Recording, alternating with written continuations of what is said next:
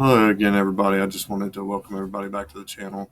I haven't been on here a while. I haven't really done anything on YouTube at all, but I just figured I'd get on here and let y'all know what's going on. By the way, welcome to my uh, recording room. No, this is my reloading area. I like to reload and you know work on things, but anyway, reloading area slash hunting storage, clothes and stuff like that. But anyway, it's my little workshop. But anyway, I just wanted to get on here and talk to everybody real quick and let them know what's going on. So, of course, recap. It was June 16th is when I found out that I had adenocarcinoma. I went in, before that, it was May. Uh, I went in and had blood work done at the GI doctor. Um, and then she's the one that scheduled the scope. And I was having severe abdominal pain and things like that. And anyway, especially when I ate meat, I would have issues. So anyway, I ended up uh, getting blood work done, and it turned out I had uh, the alpha gal syndrome, which is that Lone Star tick bite deal where you can't eat red meat. They call it red meat allergy. So we thought that's pretty much all it was. And before I ended up going to get my colonoscopy done, um, I ended up in the ER with severe abdominal pain. And anyway, um, we had a CAT scan done, and then we didn't see anything on it. So just thought maybe it was constipation or something. I don't know. Anyway, so we go and get the colonoscopy done, and we were in one of those rooms that have the curtain, just like a recovery area. And that's where I was supposed to go back to recover. And, my wife, of course, she's a nurse and stuff. So anyway, I guess before I came out from having the colonoscopy done, they moved her to a private room. And that's where they put me. And then when I came to, the doctor came in and told us that, you know, that I had adenocarcinoma. Anyway, when she found out, she broke down pretty bad, and I told him that it was okay that I'm just gonna put it all in God's hands, and we'll go from there. You know.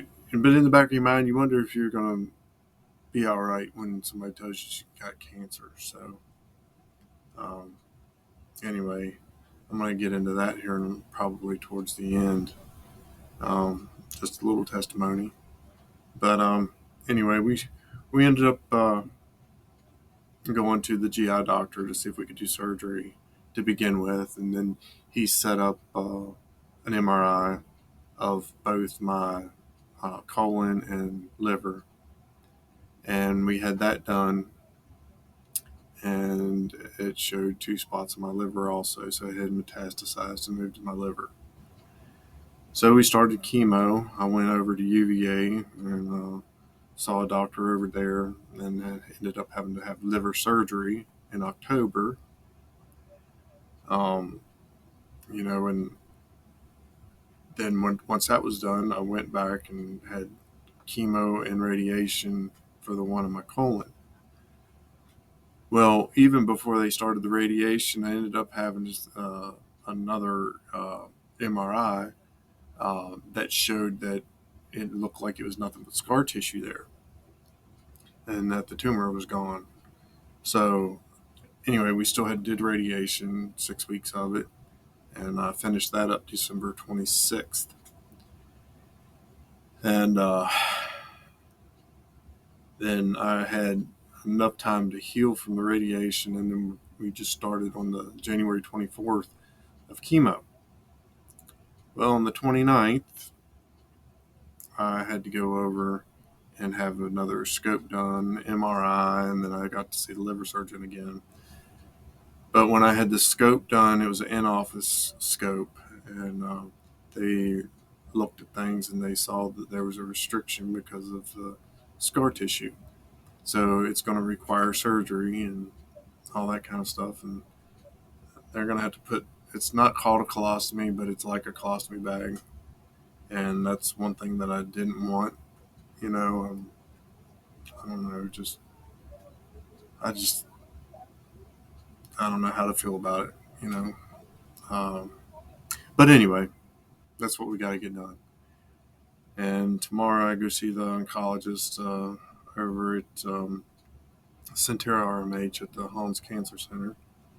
And then I guess we'll go from there. But, you know, as far as surgery goes, and the restriction in my colon was so tight they couldn't get the scope through it. So they're worried about a blockage when maybe emergency surgery if that does happen, which they gave me a number to call, and if it does happen, then, you know, I guess they're going to ship me over there to UVA, University of Virginia Medical Center. But anyway, so that's where we're at with everything right now. I know I got 4 months of chemo left. I got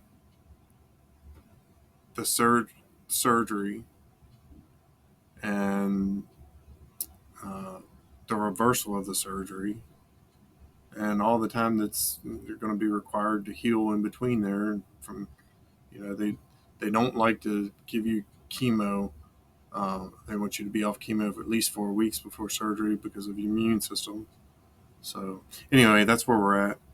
Um, I'm just I do kind of worry about not being able to make it back.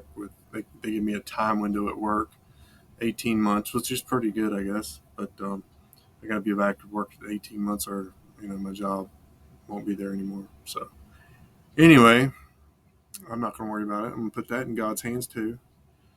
And now I'm going to tell you, you know, one reason that uh, boosted my faith through all this stuff, because you know, when it all started, you don't know what's going to happen.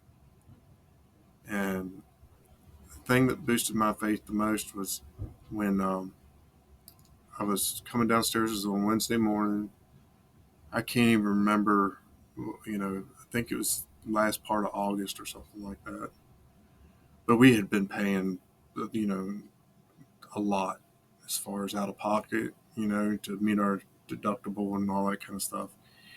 Anyway, I got a bill for $2,134. And as I was walking down the steps from, you know, that morning, and my wife, she was already gone. And I called her and I told her, I said, when is this ever going to stop? You know, we paid all this in, and what are we going to do? Do I need to go get a, you know, home equity loan, or, you know, should I get it out of my 401k, or, you know, what should I do? And anyway, I sat there and was thinking to myself, and I got off the phone with her, and something just told me I needed to pray about it. And I went over in the living room, got down on my knees, and I prayed. And I asked God to just, you know, guide me, you know, hold me tight and guide me, you know, and to be with my family and, you know, give them courage, you know, and all that kind of stuff, you know. Anyway, I got up and I went and fixed me something to eat. And uh, after I was done, I was standing there by the front door, and the mail lady came by and she dropped the mail in the mailbox. And it just hit me that my answer was there. Just hit me like that. And you know, I, even though that my answer was there, you know, type of deal, there ain't no way. You know what I mean? When I went to the mailbox, there's no way that this is going to be, you know, that's my answer. Don't ever question God when you pray for something, especially when you need Him. I walked over to that mailbox, got mailed out. I had 2 cards in there, and I opened the first one. Somebody wrote me a check for $2,000. I called that guy who sent it to me. Didn't hardly know him. And I told him, I said, what had happened that morning. And he told me, he said, God impressed him to send that. So, anyway, I opened up the other card and there was $50 in there. So there's $2,050.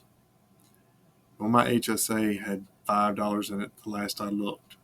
I didn't think any more money was going in there, but I had $99 in there. So it was something like $14 left over.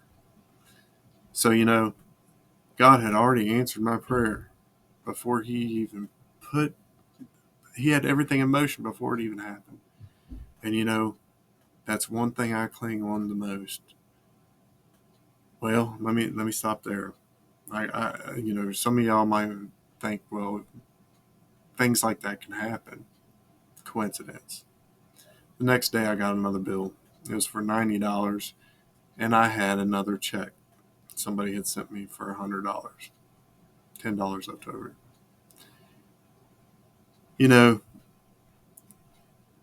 After all that stuff happened, I walked outside, and it's just like, it felt like a big old hug from God himself. I don't need to worry about it. He's got it.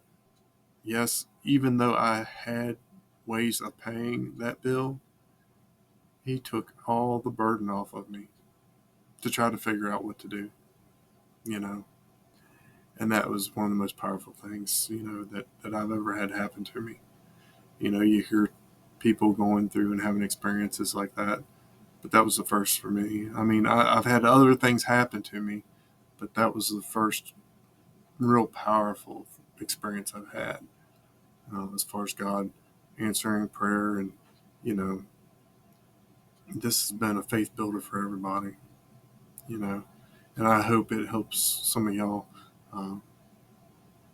build your faith. But, there's actually a Bible scripture in Isaiah 65:24, and it says, "And it shall come to pass that before they call, I will answer, and while they are still speaking, I will hear."